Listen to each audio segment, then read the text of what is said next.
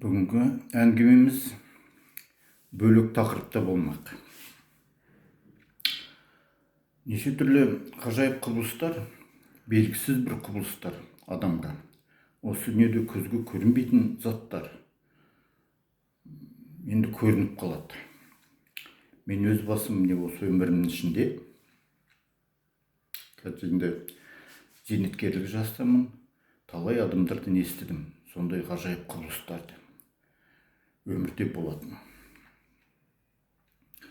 Бұндай құбылыстар бұрынғы заманнан бері адам баласын мен бірге келе жатыр.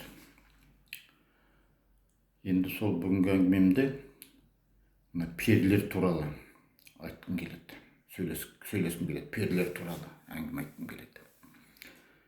Бұл енді бұрыннан кейін таралған персонаждар, перілер. Бұл енді өмірде бар ма жоқ па, оны ешкім білмейді. Бұл тылсым күштер ғой, дүниенің әлгі ғажайыбын ақырына дейін ашу мүмкін емес. Біз көзге көрінетін дүниелерді көреміз, а көрінбейтін дүниелерді көре алмаймыз. Мүмкін бар да шығар, мүмкін жоқ та шығар. Бірақ та кез келген адам өзінің өмірінде бір рет болса да әйтеуір бір ғажайып құбылыспен кездесіп қалады. Оған мен нақты сенім мол. Көп адамдар жиі кездесіп тұрады. Ондайды адамдарды білем. Талай әңгімелескенде. Бүгінгі әңгімем перілер туралы болмақ. Перілер әсіресе Алтай тауларына тұратын халықтарда. Сол жақтарда өте көп таралған перілер туралы әңгімелер. Перілер көбінесе әдемі қыз қалпында болады. Керемет сұлу, әппақ болады өзі, әппақ қыз қалпында келеді. Кейбір кезде құс қалпымен жүреді. Сыртынан киетін құстың қабы болады, аққу секілді болады. Аққу болып көрінуі мүмкін дейді. Енді аңыздар да солай айтады ғой.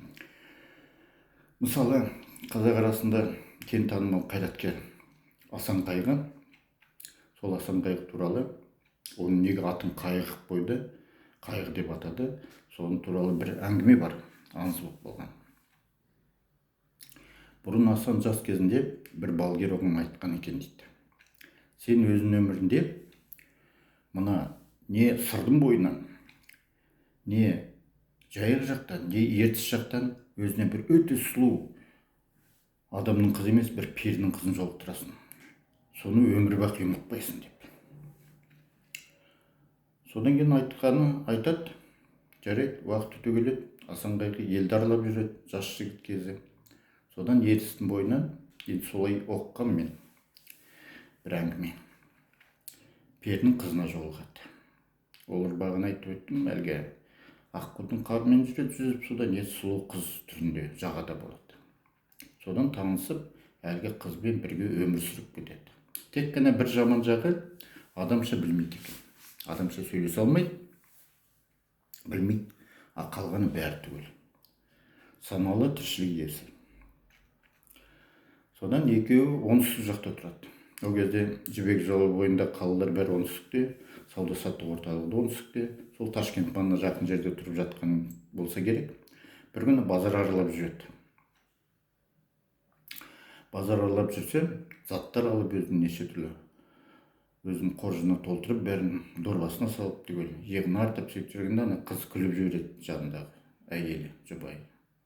Содан кейін мынау іштен ойлап қалады. Бұл неге күлді? Адамша түсінеді ғой. Мені алдап жүрме деп. Бұдан базардан шыққаннан кейін, кетіп бара жатқанда жолда түйемен екеуі. Түйелермен кетіп бара жатқанда, анау ұрсады әйеліне. Сен адамша түсінеді екенсің ғой. Неге сен мырс ете түстің? Мені алдап жүр екенсің ғой деп. Енді еркектердің анда-санда ашуы тез келіп қалады ғой.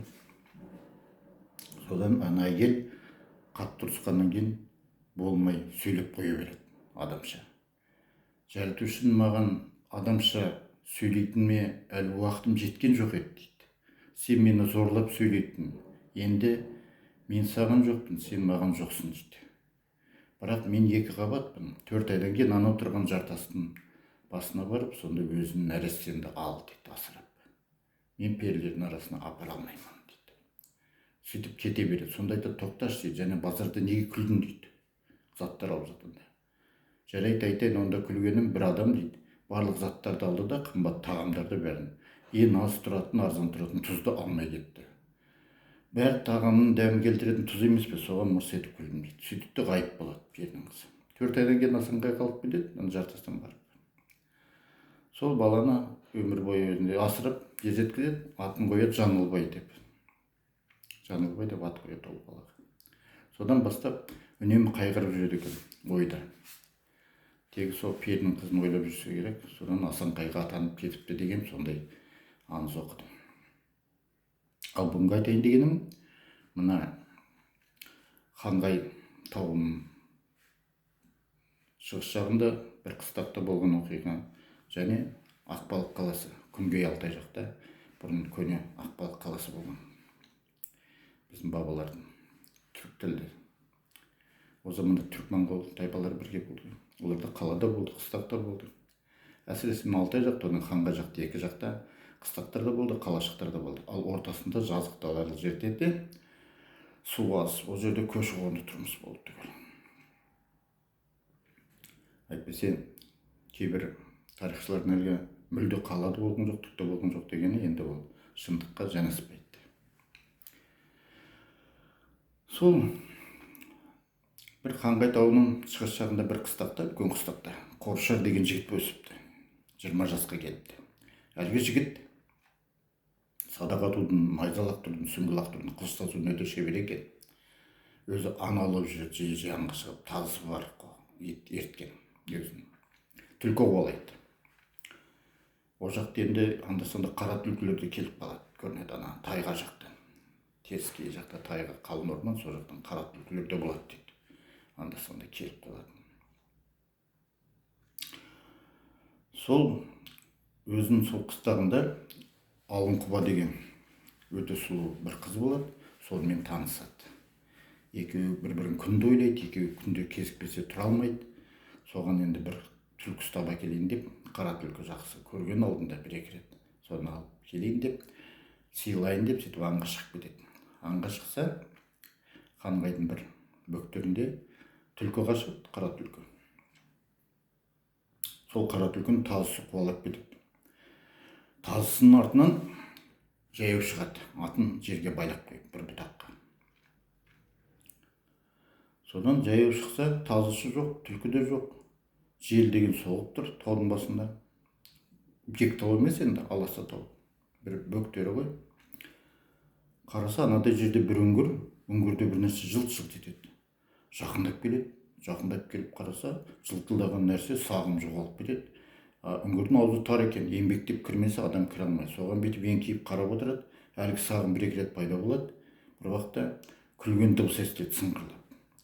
Кейін қарай жалт бұрып болса, бір әп-әдемі сұлу қыз, әппақ сұлу қыз тұрады. Әлге жақын кеп, үндемей естірді. Әлгі қыз қолын ұсынады. Қолы керемет әппақ етін бетті. Ана қолын қалай ала бергенін де білмей қалады. Одан қызды қолынан ұстап көп тұрады сол жерде, одан тауының етегіне қарай түседі. Екеуі әңгімелесе бастайды. Анау миы енді түгел сүйіспеншілікке айналып кеткен, ғашық оты жанады да жүрегінде. Бәрін айта бастайды қызға неше түрлі. Есінде бар әңгімені, бұрыннан бала кезде оқиғасын бәрін түгелдей. Қыз да тыңдап күліп жүреді. Сөйтіп таудың етегіне келеді, отырады. Содан жарты күн, өзі түске жақын келген, жарты күндей уақыт өтіп келеді. Күн өтіп кетеді. Қыз әңгіменің үстінде, екеуі қол ұстасып, бір-бірін аймаласып, құшақтасып отырады. Бір таудың тастың үстінде. Күн бұлттана бастайды. Аспанда кеш түсе бастады. Содан күн бұлттана бастайды, кішкене тамшылар жауа бастайды, жаңбыр. Анау қыз жағында тұрады да, оң қолын бұлғайды. Оң жағына қарап. Сол жақтан жігіттің аты мен тазысы шыға келеді. Содан қыз сол кезде аты мен тазысы шыға келіп, жігіт қуанып атына жүгіріп барады тазысына. Одан артқа қараса қыз жоқ, жанында және күні бойы жүрген. Содан қыздың орнын сипап қалады, тасты да жоқ, тастың артында қалайды, мына жаққа жоқ па, байық болып кетті. Қатты күн күркірей бастайды, найзағай ойнай бастайды. Атына мінеді де тазысы жанында сол қыстағына қарай шаба жөнеледі. Жол бойы шауып келеді. тарсылатып атпен шауып келеді, үйіне жетеді. Жаңбыр деген жауып тұр қатты. Үйіне келеді де келе сала төсекке құлайды. Не тамақ ішпейді, зауқы жоқ, не тұрғысы келмейді, төсекте жатып әлгі қызды ойлай береді. Содан ертеңінде тұрмай қояды. Ес-түссі жоқ, ана қызды ойлап жатыр. Бір ақ қызды, тауда кездескен. Содан Алынқұба да келеді, өзінің сүйіп қалған қызы. Оған да көңіл аудармайды жөнді. Жай селсоқ жауап береді. Болды. Селсоқ жауап бере сала жай деп ауырып жатырмын дейді.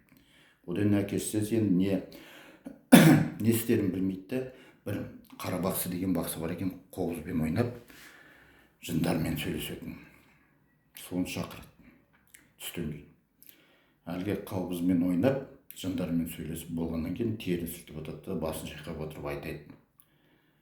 Перінің қызына ғашық болып қапты, сіздің ұлдарыңыз. Енді бірақ ол қыз оған жоқ. Жаратушының жазғаны солай, адам мен пері екеуі бірге өмір сүре алмайды. Екеуінің жолы екі бөлек. Жаратылысы да екі бөлек. Одан кейін сөйтеді де, осылай деп, жағдай деп кетіп қалады бақсы. Жігіт біресе ауылады, ыстығы көтеріледі, біресе жазылады, далаға шығып келеді, оқылайды, ақылайды. Бір күні түнде кетіп қалады. Енді қызына да қарамай қояды, Алынқұбаға да. Содан кетіп қалады. Бір күн жоқ, ертеңінде бәрі іздей бастайды жан жаққа. Сол кезде тазы иті қынсылап, тау жаққа қарай өріп сөйтіп кеткеннен кейін әлгі жігіттің достары бір үстелде сол тазының артынан жүріп отырып, сол таудың бөктеріне барады. Әлгі сұлу қызбен танысқан таудың басына. Соның басына шықса, ана үңгірдің жанында шешініп тастаған жігіт жалаңаш бір тасты құшақтап жүріп кетіпті, өліп қапты. Соны алып келеді, аулап шулап, қояды, жердің қойнына береді. Сондай әңгіме тарайды. Перінің қызына ғашық болған жігіт туралы. Ал екінші оқиға. Бұл Ақбалық қаласы болған. Төменгі Күнгей Алтай жақта. Қара ертістен алыс емес жер. Ақбалық қаласы болған. Шаһар бірсыпыра шаһар. Ол мына Ұлы Дала мен Орта Азия елдерінің сауда қатынасының жолында жатқан қала. Әлгі қалада бір Тақай деген жігіт тұрады қаланың шет жағында. Өзі сиыр бағады, ірі қараны бағады. Сарнай деген әйелі болады. Әйел киім тігеді, алашада оқиды, бәрін істейді. Керемет пысық әйел болады. Сол екеуі жақсы өмір сүріп жатады. Ол кезде сырт жақта қаланың шет жағында тұратын түгел ірі қара малын асырайды. Сүттен ірімшік, құрт, айран бәрін жасайды ол кезде. Түгел қала халқының тамағы тоқ, киімі көк о заманда. Бұл ерте 11-ші ғасырлар заманы. Содан бір күні Тақай сиыр бағып жүріп, шөлдеп кетеді де бір бұлақтың басына келеді. Бұлақтың қасына келсе, таң қалады, бір қыз отыр. Әппақ қыз, әппақ көйлекте. Үстіне әппақ жамылғысы бар көйлегінің үстінде. Содан кейін сыңғырлап күледі, жүріп түс жерге деп, су іш деп. Ана тез күндегі ішіп жүрген бұлағы жата қалады, етпетіне су іше бастайды. Сонда анау сыңғырлап, бұлақтың дыбысы секілді сыңғырлап күледі екен, күлкісі керемет. Жарайды Тақай, мен саған кезек болған кезде мен перінің қызымын, сенің жанынан табыламын деп. Сенің жаның қысылған кезде деп сөйтіп ғайып болады. Анау орын сипап қалады түгелдей. Бұлақты бәрін жан-жағын қарап. Сөйтіп жарайды, перінің қызын көреді. Бір-екі күннен кейін әйелі ауырып қалады, қатты. Тақайдың Сарнай. Сөйтсе бір күйеуі қайтыс болған бір әйел тұрыпты, жас әйел. Сол ана Тақайды керемет жақсы көреді екен. Өзі ұнатып жүрген бұрыннан, сыртынан ұнатып қапты. Сол бір күміс тай-тұяқ дейді, кішкентай күміс ақша береді, бір кемпір қара сиқыр оқиды екен. Әлгіге беріп айтады, маған сол жігіттің басын айналдырып берші, немесе әйелдің көзін жою керек бір нәрсе деп, ауыр болу керек деп.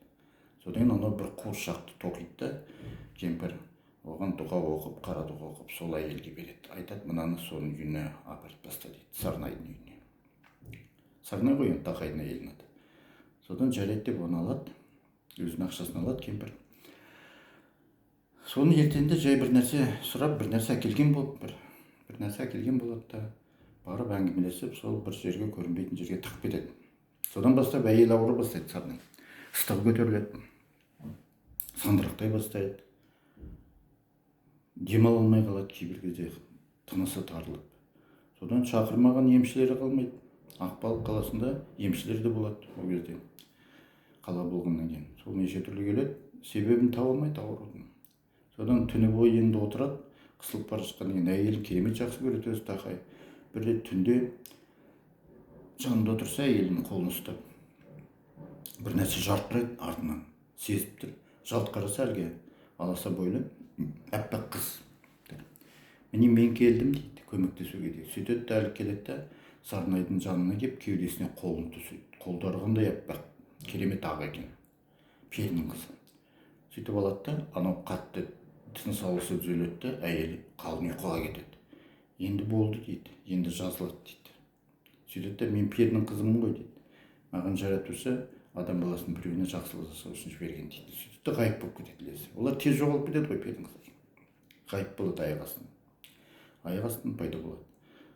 Содан таңертең әйел тәуір болады. Қуанып кетеді бәрі. Бірақ та қалада бір шу болады. Бір жас әйел мен бір кемпірдің мүрдесі табылыпты. Екі кісі баяғы өліп қалған. Жаңағы кемпір мен әйел ғой. Солар қайтыс болып өліп қалыпты екеуі. Аулада, бір үйде деп. Міне осындай жағдай болады. Бірақ әйел енді Сарнай бала көтермейді, осыдан былай. Тақай бірақ оны сүйеді, ешкімде алмады, ешқандай ел. Сөйтіп екеуі өмір бойы татып өтіпті. Міне енді осы перілер туралы әңгімелерден кейін неше түрлі. Бұлар туралы енді көзқарастар көп. Діни көзқарастарда бұлар енді жеке өздері сондай әлем дейді перілердің. Жындар бар, перілер бар әлем. Олар өздерінің патшалықтар болады, қалалар болады олардың дейді. Біз сондай нәрселер айтады енді. Жай кейбір энергетикалық әлемді зерттеп жүретін адамдар, кейбір мысалы көріпкелдер, солардың айтуы бойынша, олар да адам секілді дейді. Бірақ олардың параллельный әлем дейді оларда. Жанымыздағы әлем дейді. Тек бір-бірімізді көрмейміз дейді. Егер де көріп қалса, екеуі сый алмайды бір-біріне. Өйткені біз денеміз химиялық элементтер топырақтан жаралғанда, олар перілер мысалы энергетикалық денеден жаралған, энергиядан жаралған дейді. Энергиялардың түрі көп қой, электромагниттік, жылу энергиясы бар, атом энергиясы бар, дауыс энергиясы бар, дыбыс энергиясы. Тағы сондай энергияның түрлері көп. Бірақ енді перілер туралы осындай аңыз әңгімелер тіпті қазіргі заманда да сондай ғажайып құбылыстарды көрген адамдар толып жатыр. Егер де халық арасына кіріп сондай көп көрген адамдармен әңгімелесіп көрсеңіздер, не болмаса кейбір тіпті жастарда сондай құбылыспен таңғажайып кездесіп қалған оқиғалар жетіп жатыр. Әйтеуір әлемнің сыры ешкім шеше алмайды ғой. Ғалам шексіз, оның неше түрлі құпиясы толып жатыр. Бүгінгі айтайын деген әңгімем осы.